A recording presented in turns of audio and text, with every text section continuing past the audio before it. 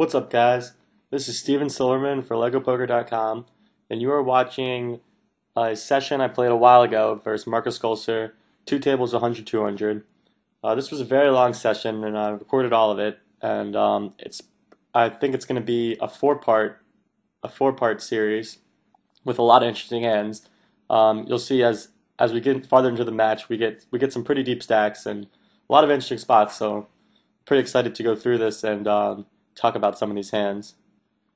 Markus Golser, I didn't know much about him. I just knew he was maybe some kind of maybe a pillow player. I know he doesn't really play that much no limit. I've seen him play some other high stakes heads up versus some other regulars, but I assumed that he was, or from what I'd seen him play, I knew he was kind of, his no limit game was on the weaker side, and it was definitely a great spot to be playing. You'll see here that with these stacks, I did a lot of leading.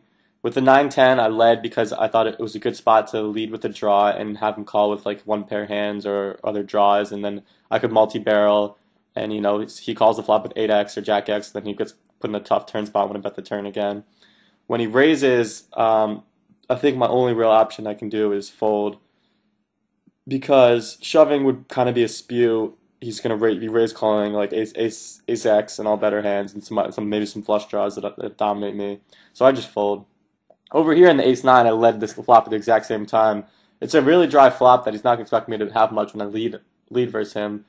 It's also a spot where if I go for a check raise, I can't really represent any draws, so I'm only representing pure air, and I just like leading or check calling, trying to pick up some barrels. But in this spot, I think leading's better. And you'll see the 10 brings a lot of draws out there that he can put me on for two barrels. And on the river, when all of the draws miss, the backdoor straight draw, backdoor flush draw, maybe would have liked to see myself bet a little bit more. But I mean, 9x, if he has 9x, he's probably going to fold regardless of what I bet. And if he has ace-x, he's probably going to call with the missed draws. So I think I probably should bet more. Most of his range is ace-x. There are some other pairs in there, but I'd say majority of his range is ace-x, and that's probably not going to fold. You'll see that he did call, and he had the pocket kings, which he probably was not very happy that the ace flopped me a pocket kings, and that led to a call down, because no one likes to fold pocket kings when they get them, for obvious reasons. But so this is another spot where I flop, a good draw, and I lead. This is a board where he'll peel the flop with ace highs, and I'm just trying, I'm just getting value on the flop, and then not value on the flop, but I'm saying he'll call the flop with a lot of weak hands that are gonna be put in tough spots on later streets. Plus, I can get there, I've got equity with an open-ended. It's just kind of a stack size, 50 big blinds, where I don't really want to be check raising my draws, my draws like that. The 6 high open-ender, because if he shoves, it's like I'm almost getting odds to call it off, but I really don't want to. So with shorter stacks, 50 big blinds or even less, I like leading draws a lot better than check raising. The other option is check calling, but I think leading is just better. If you check call, he can barrel you off your hands. If the turn goes check check, he can pick off river bluffs because he'll put you on the draws on the flop. Even if you haven't shown a tendency to check call, people are always trying to put you on misdraws on the river and trying to figure out what they can call you down with.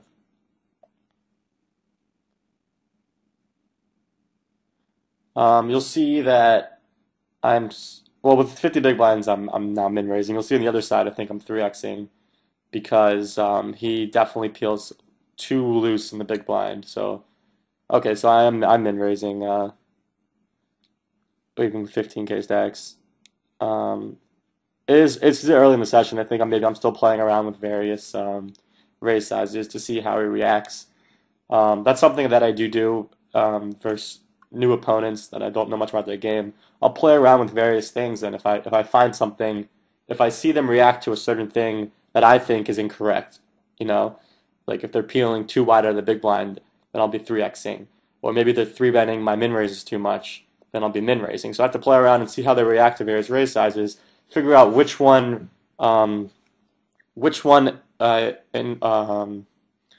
which trying to figure out how to explain this. Which raise size basically causes him to make more mistakes? So if I, so and then whatever raise size I feel he's playing worse against, that's what I'll go with. Okay, so here he three bets me with 5-7 of clubs, and it's almost it's just not really strong enough to call.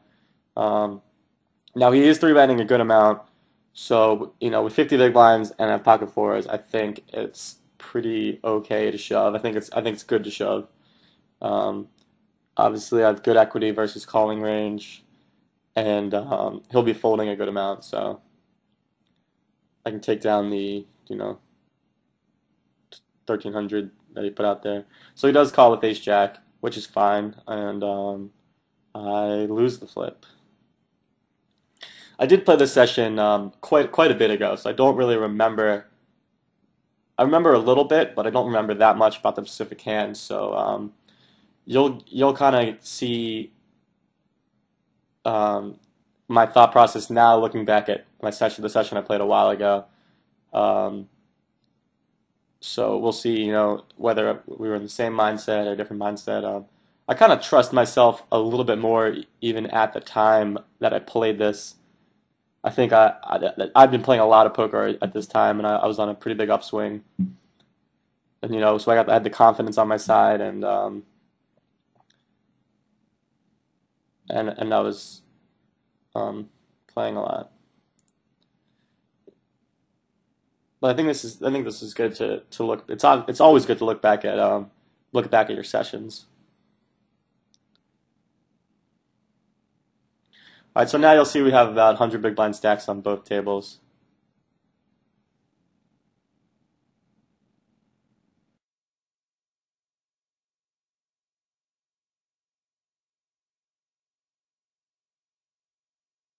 Or because as I was saying, we now have about 100 big blind stacks on both tables, and we'll see if I continue to min raise or if I move to a 3x.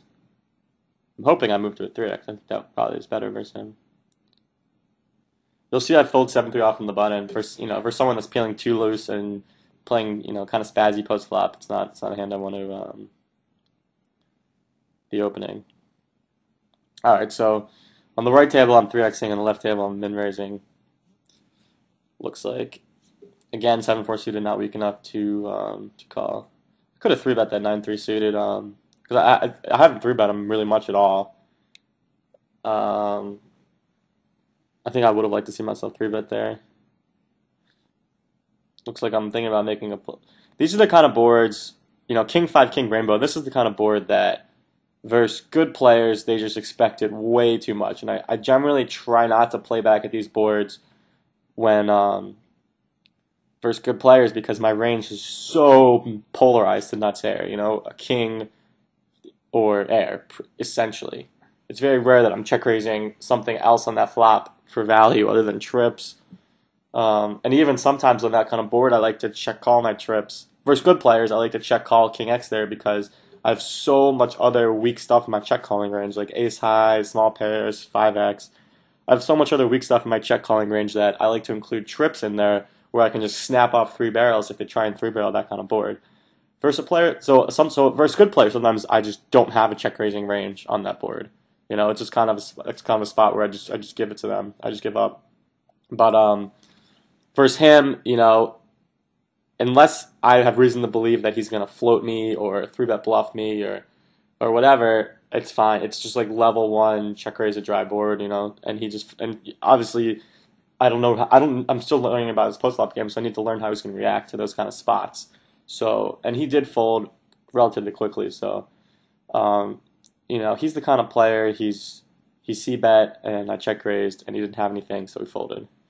Now, obviously, I can't underestimate him. He's still a thinking, competent player, and if I get carried away with check raising those dry flops, he's gonna play back at me. But the first time I've been pretty tight in line. Definitely a fine spot to check raise.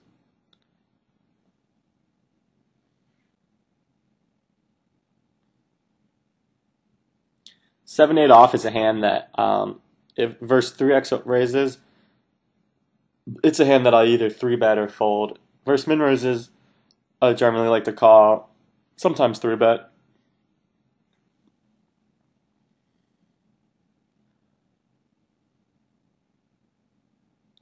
So you see there, I 3x stage 3 off. I mean, a lot of the times when I'm two-tabling, people have different stack sizes. Honestly, the raise sizes can be random sometimes. I just forget that I want to be min-raising on that table, and I'll just 3x randomly a hand. Here I just check call, middle pair, turns pretty bad. Even though he can be barreling a lot, there's so much better hands you can have, and I just have terrible equity versus two barreling range there, so pretty easy fold.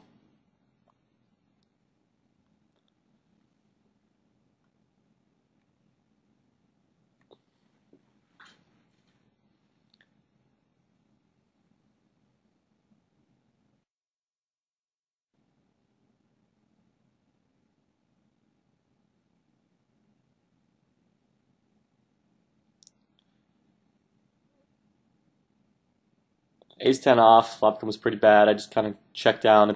It's sort of a combination. I'm giving up and trying to get the showdown. Um, it's just not a flop I want to see bet, especially when I have some showdown value. Ace high is some showdown value.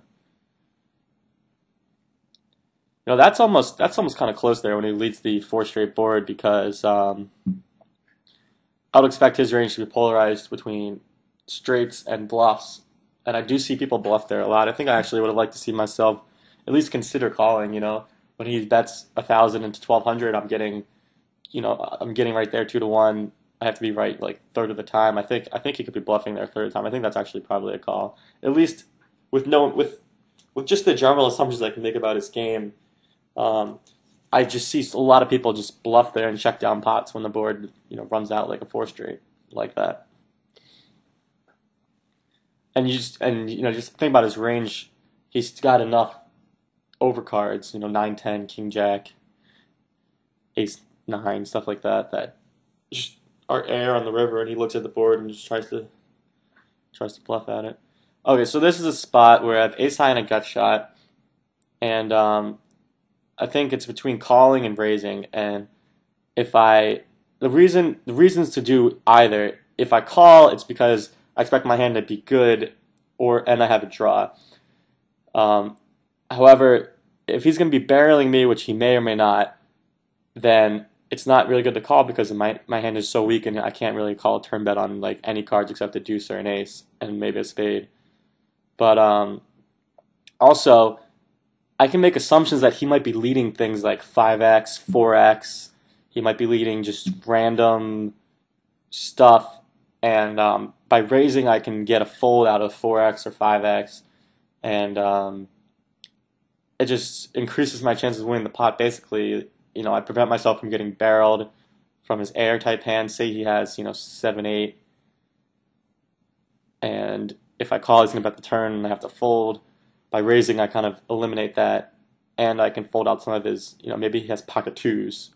Who knows what he's leading, really. I don't really have that much information, but I can definitely assume that there's a lot of marginal stuff in there. I mean, I can assume there might be marginal stuff in there. That's why I think raising is better than calling in that spot. And he did shove, and obviously it's an easy fold, but he either probably had a flush draw, or maybe he had 9x that he just wasn't looking to fold. He could have had two pair, I guess. I don't know. I think he probably goes for a check raise with most of those type of strong hands. All right, so Jack 10 on Ace King 7 Rainbow is I usually go for a check call here. I'm just not really getting enough stuff to fold if I check raise, and it's not a board people really barrel that much. They just assume I have like ace high or something. So I'd go for a check call, and I'll bet the river most of the time when the turn goes check check. If it runs out like King 7, maybe I'll just check down and try and win it with Jack high. Well, King 7 would be a chop, but I mean, if it runs out, really unscary, I'll check down. So here, I turned a double gutter, but he did barrel again, and being out of position and with only one more card to come, it's not a profitable call to peel there. People probably make that mistake. People probably make that mistake a lot. Peeling twice out of position with a draw. It's just not. It's just you being out of position. It's just too difficult to win the pot unimproved, basically. When you have a draw and you're not really getting the correct odds, um, when you're not really getting the correct odds, the correct immediate odds to call there. I got one card to come. My chances of making it, at 8 outs, whatever, 16%, not that great. So the reason that in order to decide that you want to call, you have to think of how often you'll win the pot unimproved. Say you're in position and you're in that spot, and you think about a lot of rivers you can bluff that don't make your hand. That would give you more reason to call. Or say you think he's bluffing himself and he's going to check fold the river if the board blanks, and then you can bluff at it. So those are spots where you can peel again. Most of those occur in position. Out of position, it's just nearly impossible to win the pot unimproved, so it's just a simple fold.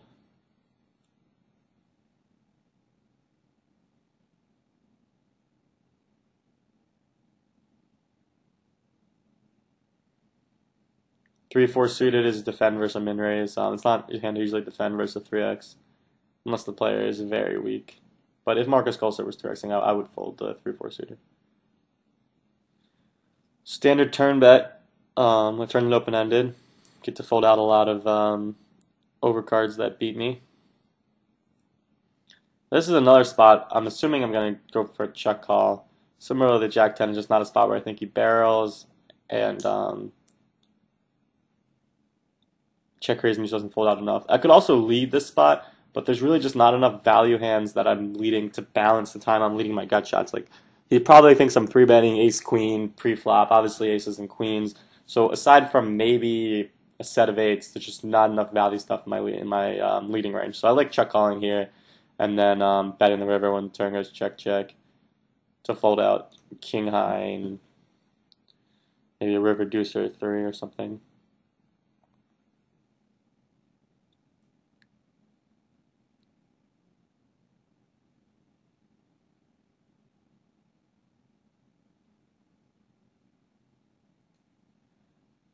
Okay, I was about to say I think this is a good spot to 3-bet with the 6-5, and it's good that I caught that the first time.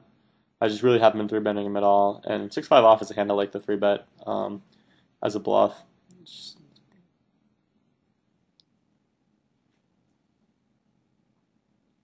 I think it's a good one.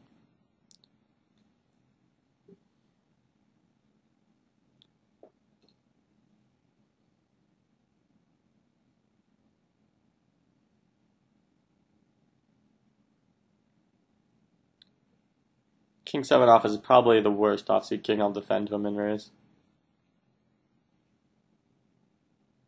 So there he led, and even though I probably have the best hand a lot, it's just like a spot where it's really hard to get to showdown, and I think it's better. I think I'm better off just folding the ace-4 on the flop to his lead rather than calling and trying to get to showdown.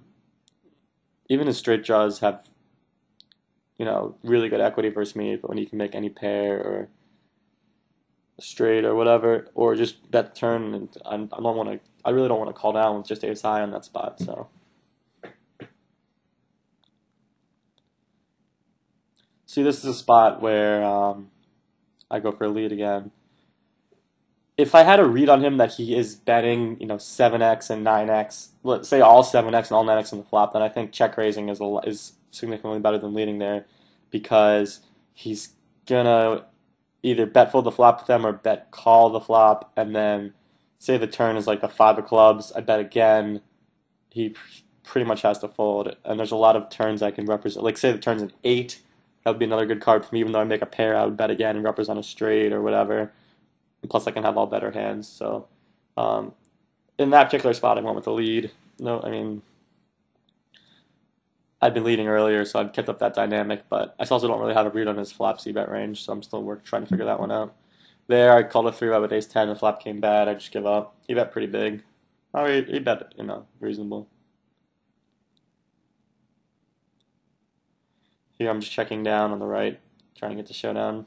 I didn't really see value in betting the flop for the turn.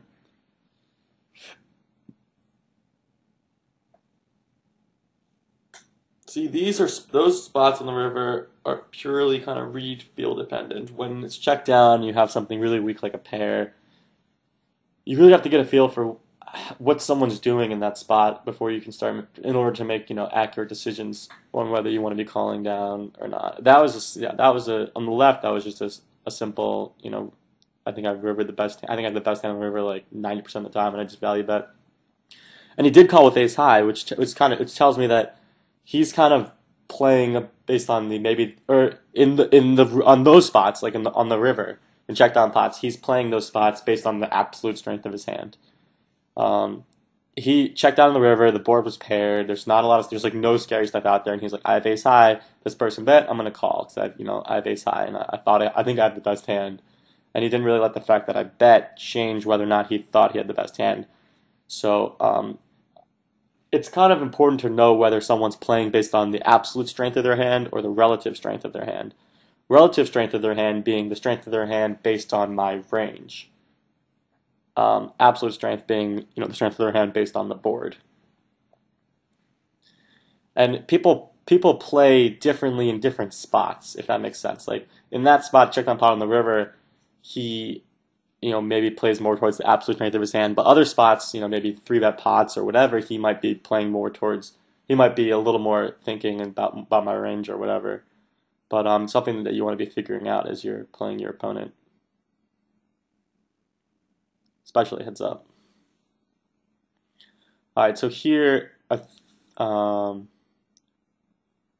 think he led into me, and I called with middle pair.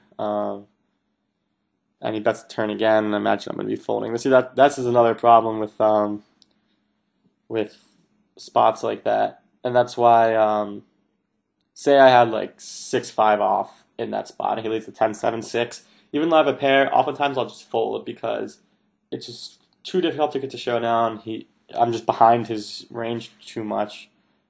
But with Queen 7, I'm on the head of some stuff. Like he could be leading 7-8 there, and just check it down once I call the flop, or he could be giving up with his bluffs on the turn, all kinds of stuff. Also, the Jack is obviously a terrible card. It improves a lot of his hands. Jack 9, Jack 8, stuff like that. Here, this is just a pretty standard value bet, I think. Again, I missed what happened on the turn there, but maybe I called the flop and bet the river. I think that's probably what happened. So obviously a bunch of draws missed that he can put me on. Even yeah. So I'm expecting the probably bet his ace-x on the turn. So my hand's probably good most of the time. Okay, so here I called the flop, and again I'm folding the turn. Without enough reads, I think I just have to fold there. So.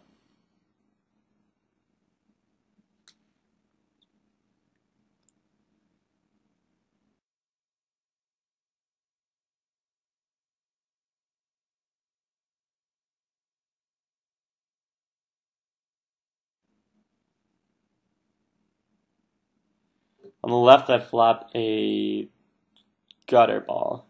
Thought it was double gutter for a second. I go for a check.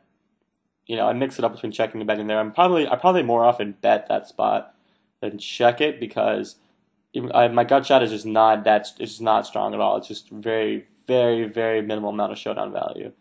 So when I'm deciding whether to bet, obviously I've talked about this in my other videos, and I think I did a strategy segment on 2+2 about this. But when I decide whether to c-bet, I think about how much showdown value I have versus and a gut shot is some showdown value. Like if I had Jack 10 and the Queen 6-8, you can check back there. You've got 2 overs to middle cards, stuff like that. But the Deuce 5, it's fine. I think I check it, maybe 20% of the time and bet like 80% or something.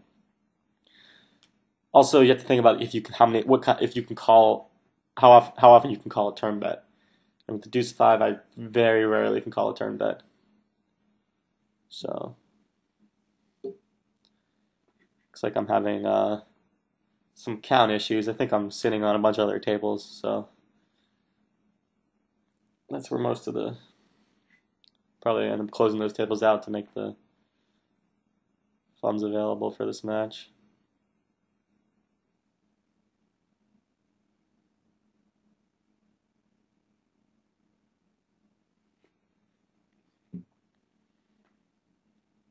So that was just a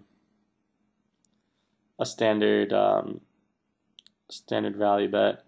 He bet the flop with ace high. I called with middle pair. Check on the turn. He rivered a pair, And again, he just put me on a bunch of if he can put me on the draws, straight draws in this case, he's gonna call. So here I make the note. He c-bets ace-8 off on king jack 4 two-tone, which is important to know because a lot of people will check back there and think of their ace high as showdown value.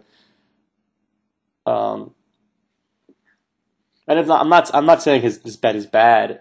It's obvious. It's definitely fine to be betting there. Versus some people, versus me, maybe not so much because I'll exploit that by check raising a lot.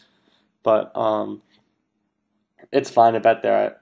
I think maybe some drier boards. I think it's much more important to check ace high on. But king jack 4 two-tone, your ace-8 off just isn't that much showdown value. So here he 3-bet, I call ace jack. Suited, I miss. I think I just fold the flop, I'm assuming. On the left, it's close between a check raise and a check call. If I check raise, I'm looking to get it into play for stacks. I like check calling better because, again, I don't have a read that he's betting smaller pairs like 9s or 5x or 3x. And I just always like to be protecting my range. I think about all the times I'm check calling with weaker stuff. So if I'm check raising ace 10, then it just makes my check calling range real weak. So by including that, it probably is the strongest hand in my check calling range, but I like it there because it just protects it protects me from getting barreled constantly. Okay, so this was kind of interesting.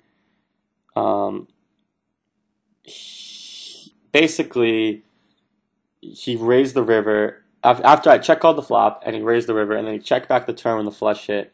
Or I check called the flop, and he checked back the turn when the flush hit.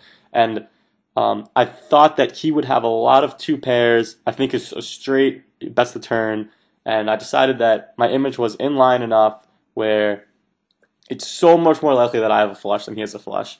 And I didn't think he would put me on. Again, I have to be turning a pair into a bluff because there's really no bluffs that I can have, like no missed draws that I check out the flop with. So it's really hard for him to put me on a bluff. And I thought that he was either bluffing himself, in which case he would obviously fold, and I could consider calling because he's just really not representing anything except like two pairs. So I thought he was either bluffing himself or value raising something weak, like river to jacks up, and I just didn't think he would hero call it because he's smart enough to know that two pair, even a straight, but I don't think he has a straight. But I think even a straight he'll recognize as a bluff catcher. I'd expect him to look me up with a lot more likely with a straight just because he's just absolute strength of his hand stronger. But I thought that was a good spot to 3-bet bluff the river there because I think I fold out like so much of his value raising range, and I think it's a little bit better than calling. If I didn't, I think I like calling better than folding in that spot. I think he's bluffing enough where I can call, but I think shoving is better. Okay, so here he 3-bet, and I think I'm just going to shove ace king off. Again, he 3-bet called ace jack, so I see no reason to make a kind of a small 4-bet inducing whatever. I mean, I don't think he's just going to 5-bet me light. He'll flat it, but that's when I have ace king. I guess I could make it huge to make a pot size bet left, but I think since I don't want him to flat ace jack and then me not stack ace jack. So after I've seen him 3-bet call ace jack, I'm definitely just shoving ace king there. Again, I miss again on a 3-bet pot, and I just think I'm not looking to make too many plays at him because he doesn't like to fold and he's more on the spewy side. All right, so now we're almost 200 big blinds deep on the right table, which will definitely get pretty interesting. We'll see as that continues.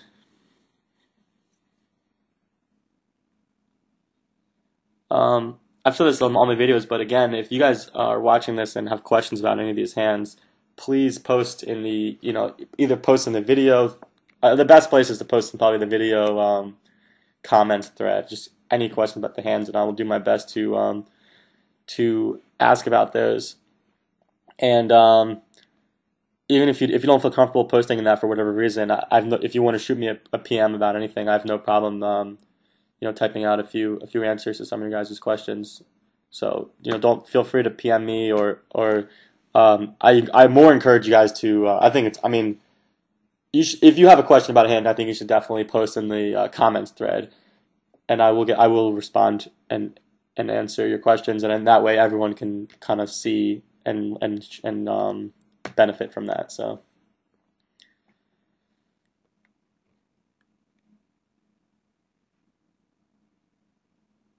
Okay, so here I three bet. I'm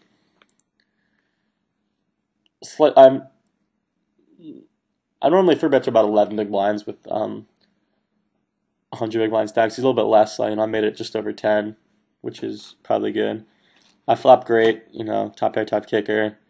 There's no flush draw. I bet 1700, pretty small, but again, it sets up stacks to three barrel and get stacks in.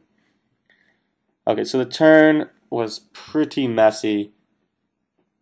I decided that he has enough. He has a ton of queen jack, 10 jack type stuff where I'm gonna bet small, and if he shoves, I think I would actually fold if he shoves. I don't think he shoves.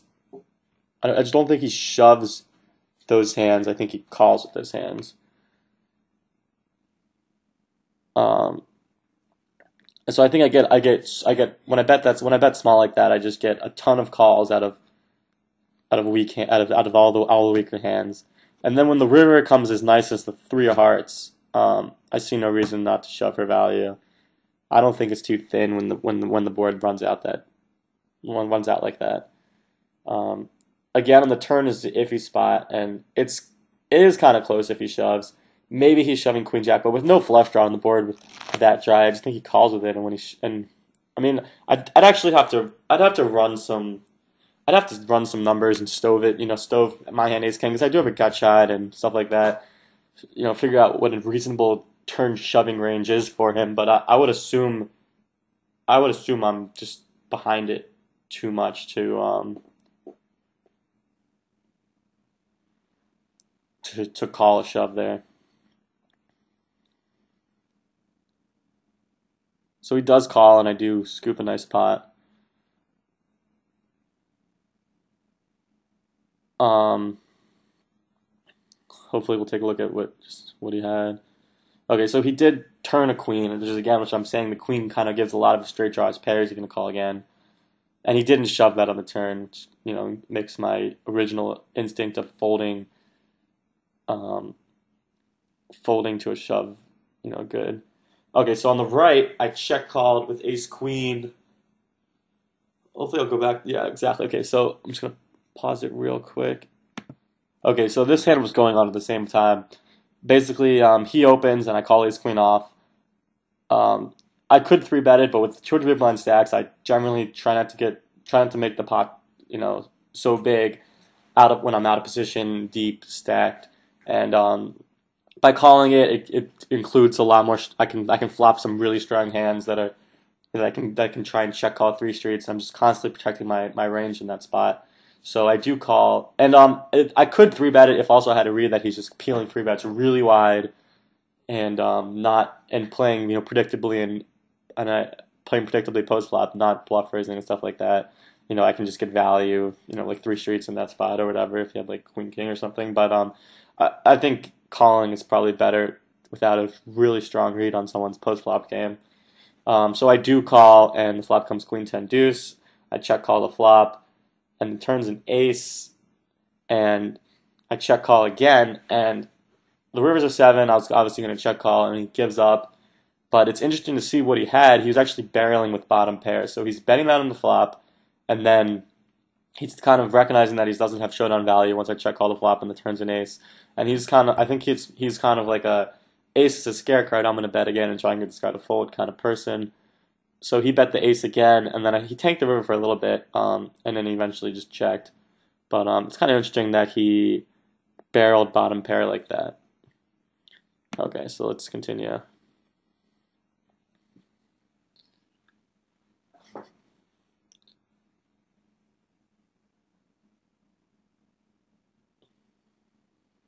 And again, his play isn't even that bad. That's not something I do very often. But with such a weak hand, deuce four on a queen ten deuce two tone, it's almost better to just bet the flop and try and take it down than try and check and get to showdown somehow. And then he just kind of continued with us. He basically was semi bluffing with, five outs, which is okay. And there are definitely some hands in my range that I'm going to be folding on the turn. So his turn bet's, the turn bet's okay too.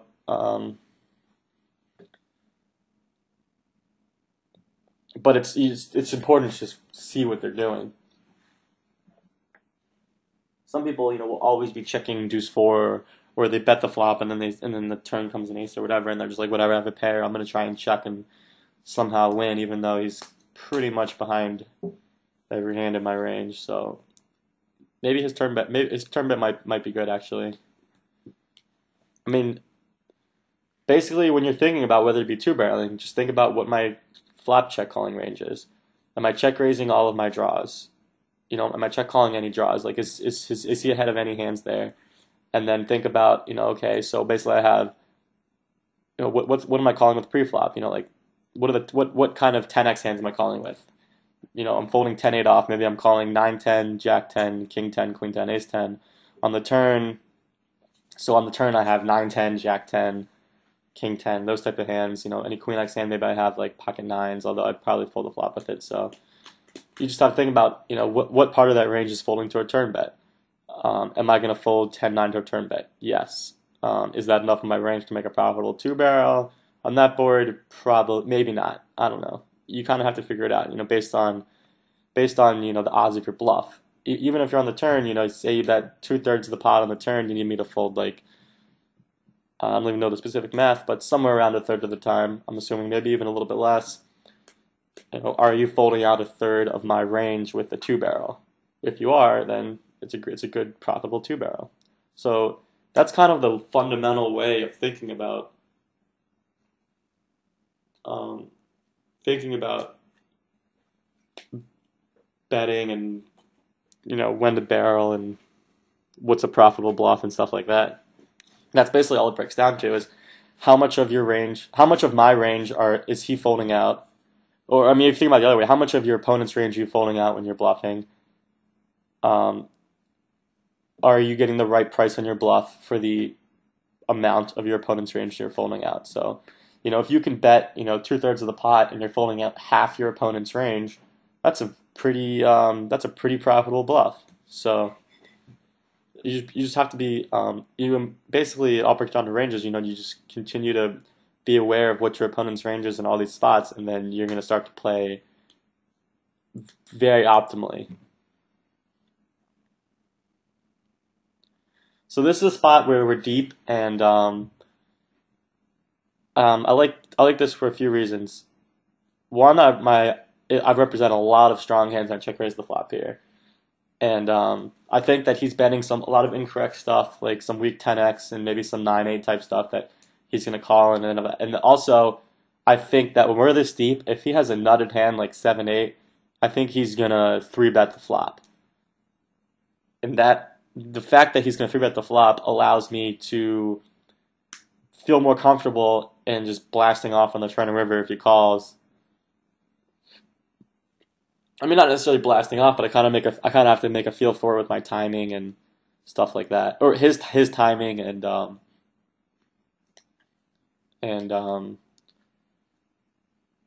what I think his range is for bet calling the flop, and if I want a two barrel or whatever. But I think it's a good spot to check raise rather than check call. I could also lead like I was talking about before, but when you're deeper, it gives you a lot more room to check raise and kind of make decisions about barreling. All right, so as you saw earlier, he 3-bet, called eights. I had ace jack off, pretty standard shove, pretty standard hand. I won the flip. And now he just blasted off over my min raise. I could assume he has like small pairs and stuff like that. Okay, so here he just check raised the turn. I obviously went for a delayed c bet, and then the ace is a great card because he expects to check back a lot of ace highs. He check raised the turn. It's a spot where I think he will go for a check raise with a ton of strong value hands because he expects me to bet the ace, with all of my air and all my ace X hands that I check back the flop with. So it's a pretty standard spot to go for a check raise on the turn when the ace hits. and you can do it as he can do it as a bluff too, but there really aren't many draws on there that he can have, and um, I expect him to have something strong there most of the time. Okay, so here, I was kind of paying attention to the right. I'm not exactly sure what happened. Um, I think I maybe check called the first two streets probably, and there he just kind of overshoves 5K into whatever, and I just it seemed like a spot where he's just not bluffing. So I'm either calling to chop or I'm behind, and I think I'm behind more often than I'm chopping, and I'm just not getting the odds to call there. It just seems like he's just like, oh yeah, or when the board paired, he's like, there's no way this guy's gonna fold ace X now with the queen being the kicker. I'm just gonna ram it in there and get him to call with ace X. It's semi close, but I just don't think he's bluffing, just really ever. And that leaves me with chopping a good amount, but even for chopping, you're just not getting the odds when you're faced with either chop or a win. Okay, so here we're deep, and I call a favor with 6-7 of clubs, I flop a double gutter, and he bets. Um, so I definitely peel the flop, and I turn a flush draw with my double gutter. Something to consider is now if I do make a 9, it's significantly weaker because a queen is a better straight. But so now this is an interesting spot because he checks, and when he checks, I decided that um, he's the problem. The problem is here. I have so much equity that if he check shoves the turn, it's just atrocious for me. And so that's what I'm deciding whether I want to bet, and maybe he has some 10x, some 8x, some 8-9 type hands that he's going to call the turn, and then I can decide if I want to double barrel the river and with an all in bluff. And I think I end up deciding that I think it's better to. I thought the chances of him with these stacks, I thought if he had something really strong, good enough to play for stacks, I thought he would just always bet himself. The jack's pretty scary card, coordinated. I thought that he would just try and get some money in the pot and not go for a check shove. And I also thought that if he calls, I think his range is pretty weak. It's weighted towards like 10x type hands, and I can represent a ton of strong hands. That jack completes a lot of stuff that I have. Makes me two pair, makes me straight, does all sorts of stuff for me for my perceived range. So if he calls the turn and the river blanked, I would probably shove as a bluff if I didn't get there. And again, if he calls, also I have just so many outs. I just think it's a good spot to bet the turn and then decide if you want to three barrel the river, which I probably would because I just don't think he has strong hands when he check calls the turn. I wouldn't three barrel cards that change the board where I think that's too likely that he had his hand made.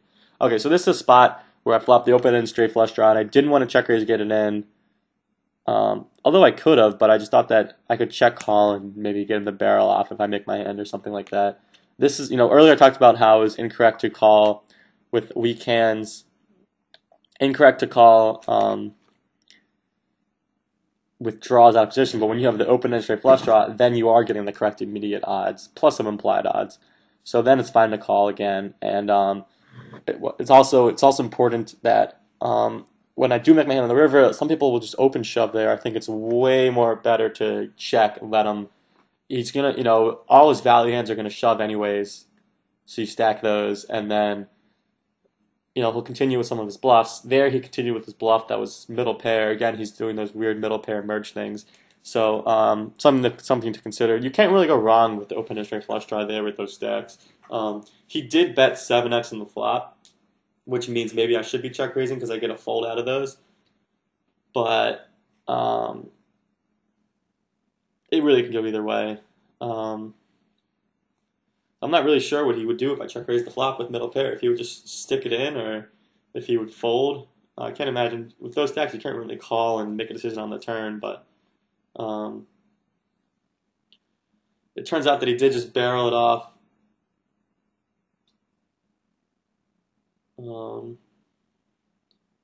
With middle pair there, kind of similar to what he did with bottom pair, but this time he three barreled the river. I guess he was trying to get me to fold better sevens or I don't know, king. I'm not really sure. There's actually not a whole lot that I'm gonna fold, so that kind of tells me something about his hand reading abilities.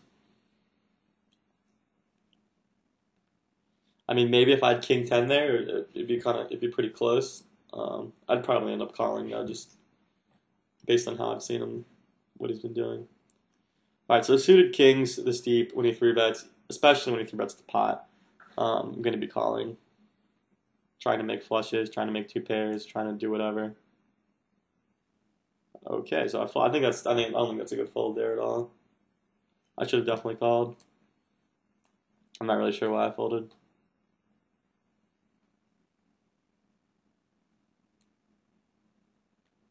I mean, you're 150 big blinds deep, suited king, 1,200 more. I think I should have definitely called.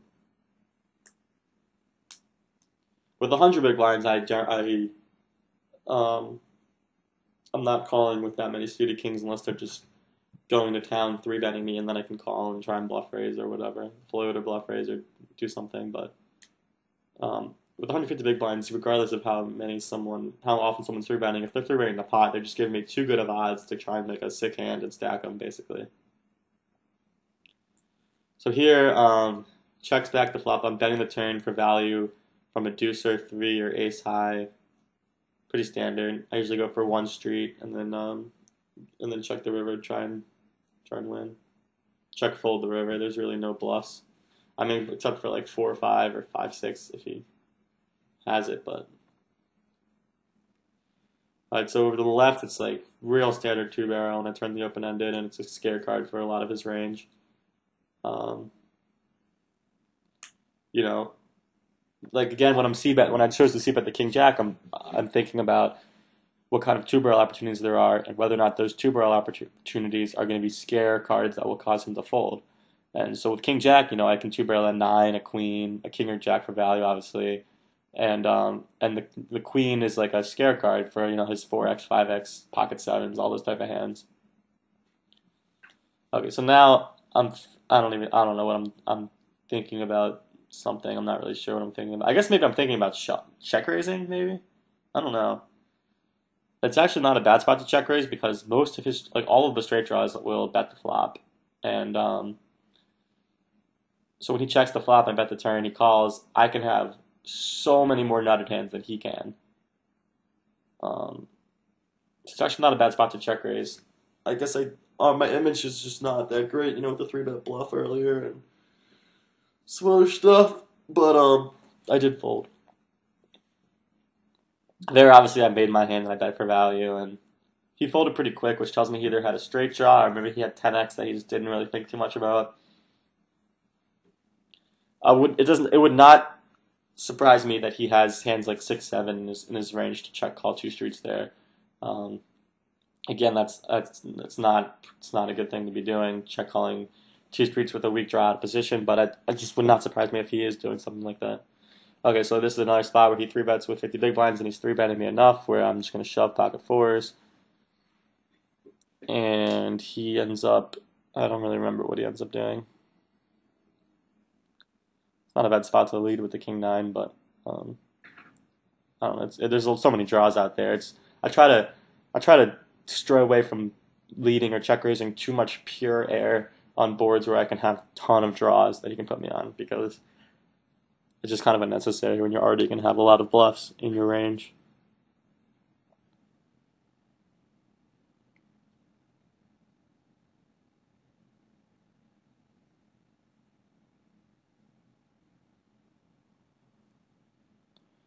So now you see I'm making it 2,200 with these stacks near 200 big blinds. And that's what I usually make it with 100 big blinds, especially versus a European that's going to be peeling real wide, probably. So here I go again. It's just a pretty good spot to get jacks.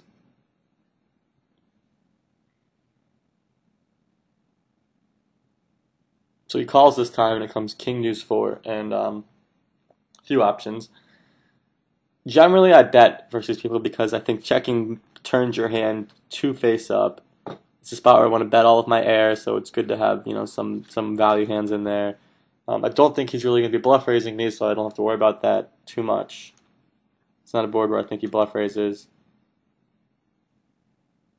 Or, well, okay, actually, I just realized he actually does end up raising this hand when I said that, and I wasn't. I'm still kind of unsure. I wouldn't mind talking to some people about this hand, and if you guys have comments on it at all, I would definitely be interested to see what you guys think. But at the time, I thought this is what I thought. I thought that his value range was just not. There just wasn't enough stuff. I didn't think he'd be raising king queen.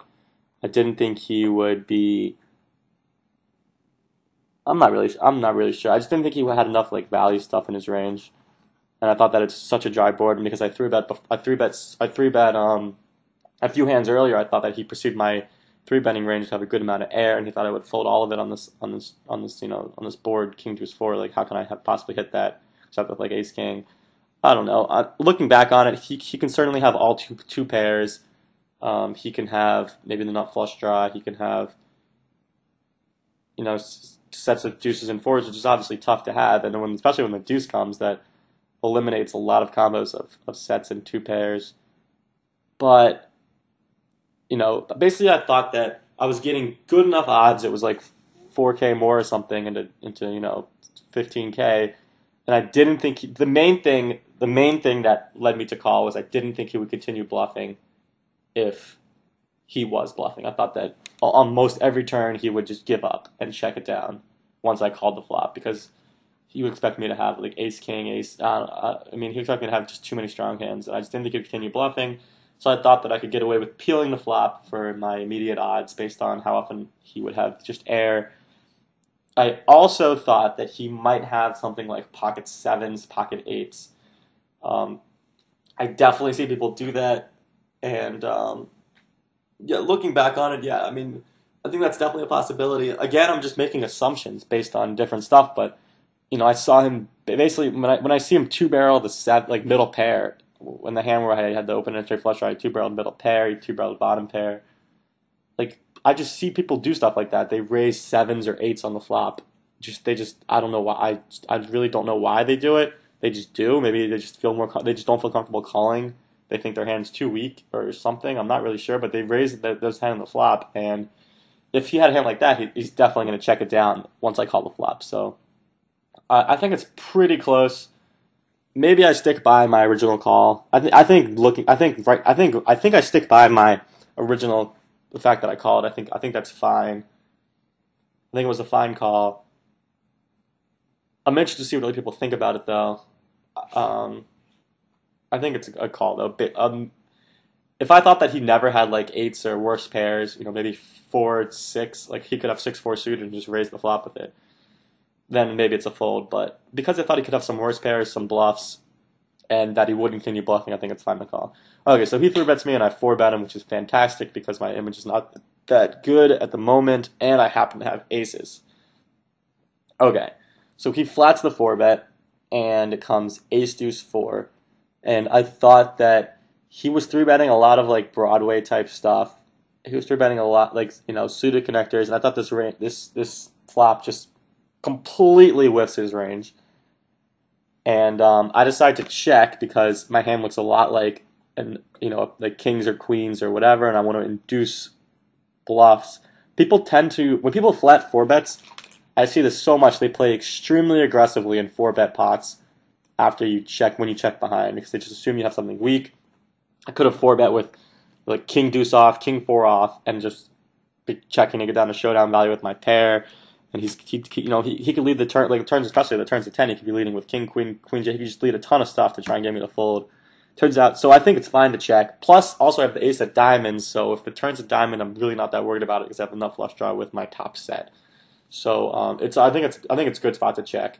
There's just not enough there's not enough stuff he can call with. So I have all the aces, so I think it's a good spot to check. He just check? Yeah, he doesn't stab at it, but I like my check there. Also, it's another kind of spot where I'm protecting my range. I think about how much other stuff I want to be checking behind there. Like any pair, I mean, pretty much any pair aside for like ace king, if I 4-bet with like ace 5 off, I would want to check there. If I 4-bet with kings or queens, excuse me. Okay, so that was the end. That's the end of this first part of the video. Again, this is going to be a 4-parter, so be on the lookout for that. It's going to get even more interesting. Stacks are going to get deeper.